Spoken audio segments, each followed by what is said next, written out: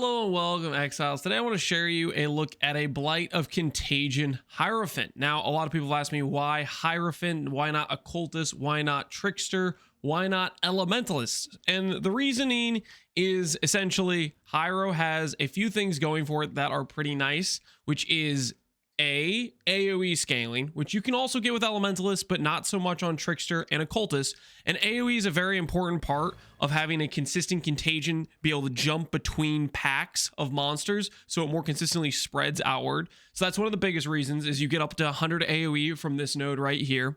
And then the other big reason for playing this Ascendancy are things like Arcane Blessing. This node right here gives 20% more damage to your spells. This affects the Blight, as well as it gets scaled with Arcane Surge effects. So 20% here, 20% here, 20% here, and this scales up to 50%. Most likely we probably get 20% of that for mana spend, and you can get more if you start forcing in an Arcane Cloak for consistent uptime of it. But the idea is this node's giving about 30% more damage. So these 2 points, big AoE, big damage, but the other points we have aren't really slacking either, because Conviction of Power, 4-min endurance charges is very good tank-wise ever since they changed endurance charges. And believe it or not, the minimum power charges are also useful. They're not useful until you get the belt, but once you get Graven Secret, this gives you a lot of your incoming elemental damage as recoup. Absorption charges mean you get 12% of elemental damage taken as recoup for Energy Shield. So about 50% recoup for LE damage feels pretty dang good on top of the DR. And then Divine Guidance actually ends up being quite a bit of damage as well, because we have a fair amount of mana between our Ascendancy point and some of the points on the tree, mainly this wheel, and I believe this wheel, this wheel, and this wheel. That's where most of our mana is coming from, giving us a bit of defense for raw EHP, because we get mana gained as ES, as well as quite a bit of damage from Transfiguration of Mind. 30% of all mana values are applied as increased damage sources. I don't know how much we have on this tree, maybe 200-300%, something around there. So this is giving quite a bit of increased damage. So that's why Hierophant. I do believe Occultists are pretty nice if you want to force in explosions. The problem with explosions is it can break your contagion chain, because if an explosion blows up and kills the next mob, that doesn't count as a contagion spread, and it'll stop your chain there. And as for Trickster, probably the best defensively, but it's going to be much lower DPS. And then Elementalist, I think, is actually probably a very good option as well, considering the new Golem nodes are kind of just insane. So that's why we're going Hierophant. That was the idea behind it. Not only that, but the other thing you get with Hierophant is because you have all of this mana scaling that you're investing to, or just built into the Ascendancy anyways, it allows you to go low life via Ivory Tower, which I think is just objectively better than low life with a Shavs. The reason being is Ivory Tower gives you a lot more ES than Shavs does. Even though our character isn't particularly investing into too much life, we have a couple life wheels, basically this one and this one and this one right here. We still end up getting quite a bit of ES from this chest piece. You'll notice we have about 2600 life. 26 times 30, all of a sudden you're looking at about 800 something, 900 something flat ES from this chest piece, which is much higher than Shavs, like 500. So that's some of the thought process there. The reason you can go low life with a character that has mana scaling with this chest is the very key line that says chaos damage is taken from mana before life. This allows you to have this open mana pool that will then tank your chaos damage. Right now we have close to chaos res cap with 5700 mana. It would feel similar to a life build with 5500 life, if that gives you some context, but it actually is a little bit better than that if you grab the mastery with 30% chance to not bypass. I was trying with and without it. I think you can probably get by without it, because we don't really have much mana spend, and our mana regen with Arcane Surge is actually quite good. We have almost 600 mana regen, and that's just only going to have to deal with chaos damage. On top of that, we also have mana recoup from things like Mind Spiral and our amulet. And if we wanted to, we could go for a mastery. That means, like, let's say we take some physical damage, some elemental damage, and some chaos damage. All the damage that is going to our ES pool and the chaos damage bypasses the ES and gets split to your mana is actually advantageous, because you get recoup from those other two damage types that are going to your ES, and then the chaos is splitting it into your mana, if that makes sense. I think it feels pretty decent to deal with chaos, and that is why we're doing that. It pairs well with a Hiero. It's just kind of a no-brainer, I think, with Hiero. This chest piece is usually a pretty good best in slot, especially when you're talking about a league starter. I will preface this and emphasize this. I think in the current game, rare chess pieces are so insane that it's almost never the right play to use a unique over a rare, except in the case of a league starter or for exceptionally good specific use cases. Like, for example, Hyro with Ivory Tower is one of those use cases. I still think late game, like a really good rare probably beats this.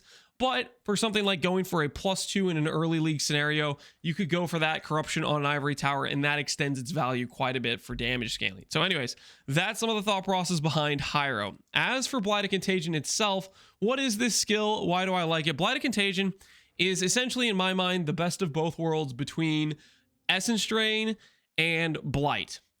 Blight itself deals like 70% more damage than Blight of Contagion, but even with that, that requires 20 stacks. It requires a lot more standing still. Blight of Contagion has a bit faster cast time and only has to go to 6 stacks, and they last longer. If you look at our tooltip on our Blight, it says the stacks last 7 seconds. That means I can full stack the enemy for 1 second, and the damage will be up time for 7 seconds and allow you great freedom to move around. Whereas if you're going to use something like Blight, you have to basically stand in full cast, because regular Blight has only a 2.8 base duration, and you need 20 stacks rather than 6. So twice the base duration, and on top of that, you're talking about a skill that lasts, or that only has to stack to 6 to be full stacks versus 20. So the big difference here is one allows you to just do a little bit of this and then walk around. The other requires you to stand there and basically full cast to have 100% uptime on the stacks, and it takes longer to ramp. So that's some of the difference there between Blight and Blight of Contagion. And then versus Essence Drain, why am I giving that association is because Blight of Contagion has the unique basically component that Essence Drain normally comes with, which it can be spread by Contagion.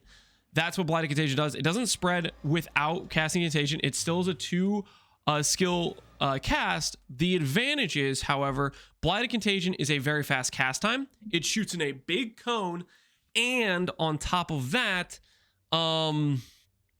it also ends up dealing more damage than Essence Drain. Essence Drain, I think, is about half the damage on paper of Blight of Contagion at 6 stacks, and 6 stacks don't take you a long time to cast. So when you're thinking about a mapping scenario, let's say there's a monster right here. If I go and I click like this, my Essence Drain might shoot and miss the monster, whereas Blight of Contagion shoots in a big cone. You don't have that aiming QOL.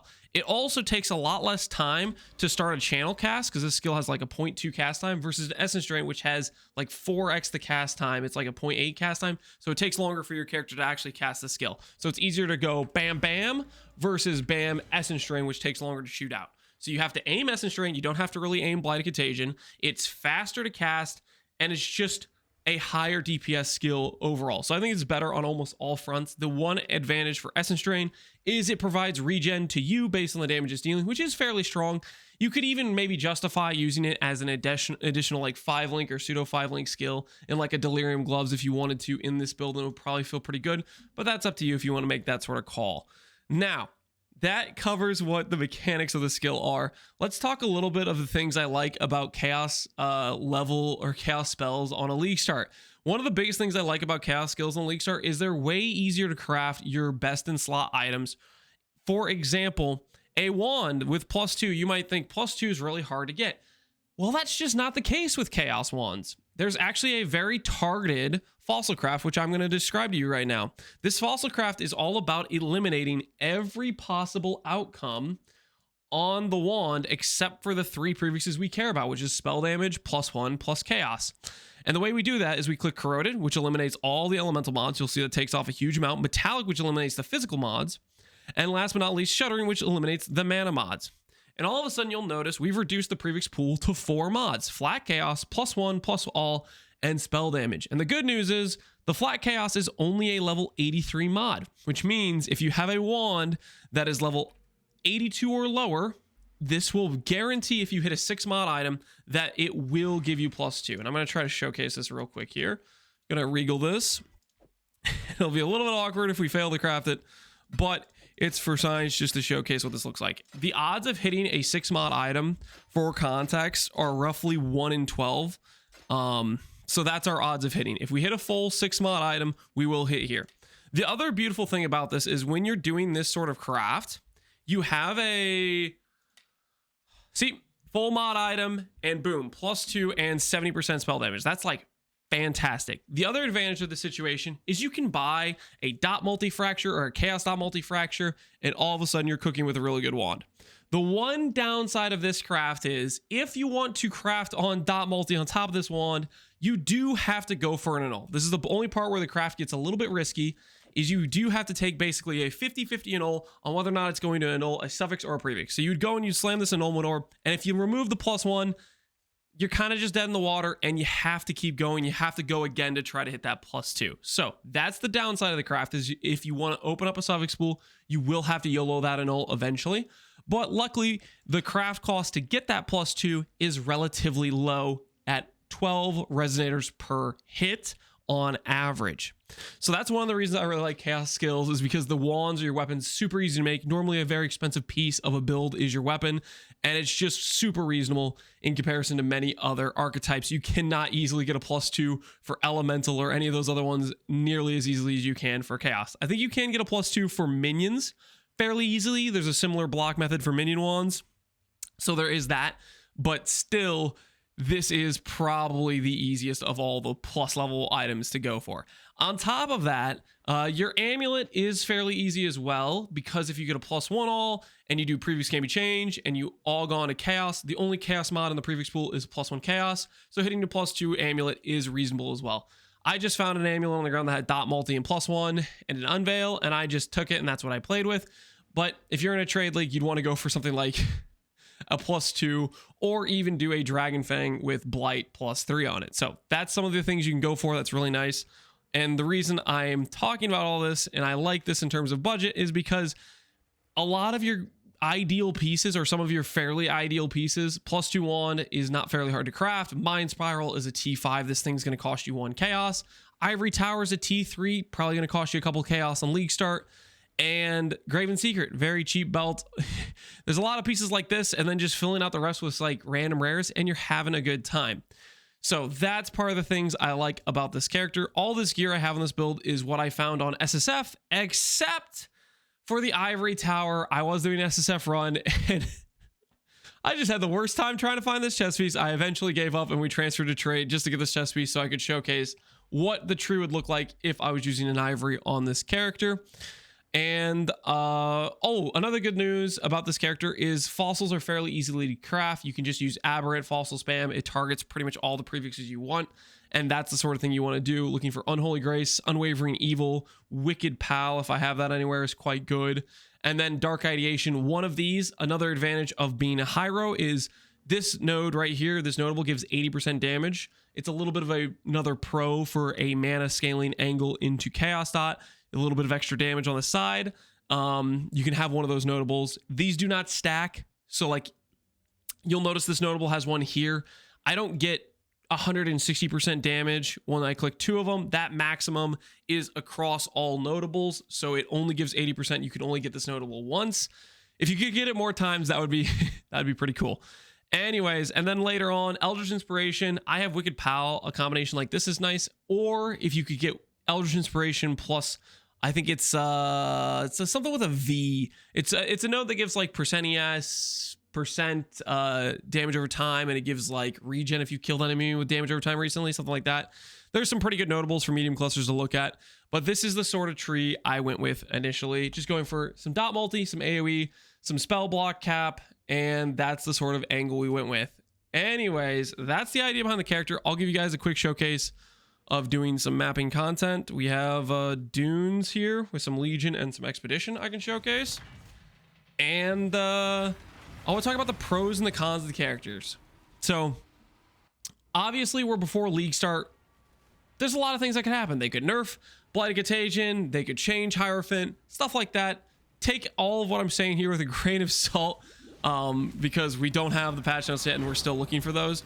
But aside from that, the cons of the build are it is a 2-button playstyle. You will be going around and you'll see a pack of monsters. Like, for example, okay, I could just go and I could just blight them, which you can do for depending on the situation, and that feels fine. But whenever you want to get like the really nice, feels good clear, whenever you see those like all these monsters, you are going to be pushing Contagion into Blight, right? And that's when you get that nice chain spread. And same thing with like Legions. You're going to be saying, okay, I want to get this to spread. You proc your Contagion, proc your Blight, and it'll spread around the monsters. Now, for example, Legion, sometimes the chain doesn't always go all the way through, so that's something where you need to get a bit more damage or a bit more AoE. I think right now this character is lacking enough single target to consistently full break a Legion, but that's my guess. Sometimes it just depends, like if like the Legion spawns where there's like walls in between enemies, then you can't spread through that, and that is what it is. But that's something that you'll notice you'll run into. But ultimately, I do really like it for Legion. I really like it for like Expedition big bombs.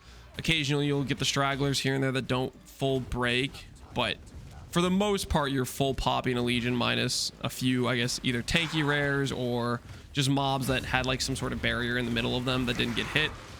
And it's very easy to just go and one Contagion, Blight, and then just have this really satisfying spread go outward.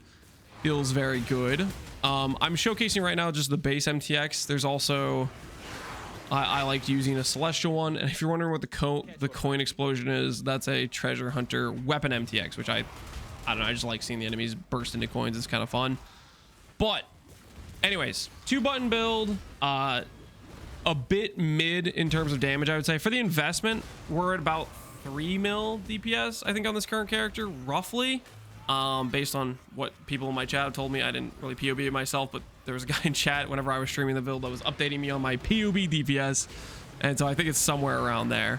And this budget is, I think, relatively reasonable for early game character. We did do an Uber Shaper with this build. It's super scuffed for doing an Uber Shaper with this level of gear, but it is doable if you wanted to. Ultimately, I would say if you want to properly do Ubers or T17s with this sort of build, you'd need to make other upgrades, like for example Awaken Gems, very big damage upgrade there. +2 Ivory, very big damage upgrade there. Going for a +2 wand, very big damage upgrade there. Getting a fractured wand that you craft on instead of crafting on a non-fractured wand to get another 20 dot multi. There's a lot of upgrades that aren't too far away from what this character would have to do in terms of gear costs, but they would feel very, very substantial in improvements. So anyways, once again, I keep getting distracted with different things, but cons of the build are 2-button playstyle. You do wither totems on bosses, that can be a little bit annoying, and it is just kind of mid in terms of DPS. It's fairly good in the idea of that it is a dot skill that has very high uptime. Like, you put the damage on the enemy and then you can kind of walk around and do other things, so you can kind of multitask. Like, let's say I open that Legion, I could proc the Contagion, I could blight it a little bit, and then I could go blow up an Expedition bomb, proc the Contagion, blight it a little bit, and have a lot of chain reaction and them all dying, because it has that overtime duration where it does damage for like 7 seconds where the debuff stays on the enemy. So it's got that quality of life that kind of balances out the bit lower DPS. You can make up your mind if that's something you're interested in or not. I personally like it quite a bit, and I could recommend it because I think it's pretty fun, but I'm going to give you that context. The other thing about this character is until you get Ivory and go low life, like I played it in SSF for a very long time with this weird life ES mana hybrid setup. It's a bit awkward in terms of survivability depending on life flasks. I didn't like it initially with that survivability setup. So until you get Ivory, it's a bit awkward on that part. But if you're playing Trade League, it's going to cost you 2C. You'll have it on day one. It's not going to be a big deal. If you're playing in SSF, however, let's just say I played, I don't know, like 2 weeks of this SSF run without finding it, and you can go pretty dry on it, and that can feel very, very bad. So word of caution if you're thinking about running this on SSF, because your key item you could just not find for a very long time, which can be quite frustrating. I definitely got fed up with it, hence I ended up just swapping a trade, because I was like, the writing on the wall is, hey, the league's coming around and I want to test out some more ideas besides this. Let's get this done. So yeah, there's that. The upsides of the build are the high quality of life of just spreading that Contagion out, chaining across the enemies, having a build that does a large amount of its damage where it just sticks on the boss or the enemy. So you can go channel, channel, channel, do damage, and then walk around, do whatever you want. Very safe play style. And it makes up for not having like top tier DPS, in my opinion. Yeah, so that's the TLDR. I also feel like it's fairly tanky for the investment. We're at like 9k ES with some... What do we have? Regen wise, about 800 regen. We have 48% recoup. We have 75 spell block cap. We have Flesh and Stone DR. We have Endurance Charge DR. So I feel like it's a decent package defensively. And then, of course, the damage from Chaos goes straight to our mana pool with capped res. That's the idea of the Hierophant. Hopefully you guys like this. Maybe get your some ideas flowing if this is something you would be interested in for a league start. We'll see what they're going to change in the patch notes. All of that is, you know, very subject to ballistic character balance. We'll see what that means for Mark. So yeah, hopefully you guys enjoyed this video looking at the Blight Hierophant. Just an idea I wanted to test out before the upcoming league start information gets all put out. And hopefully you enjoy. Take care, Exiles. Peace out and have a good one.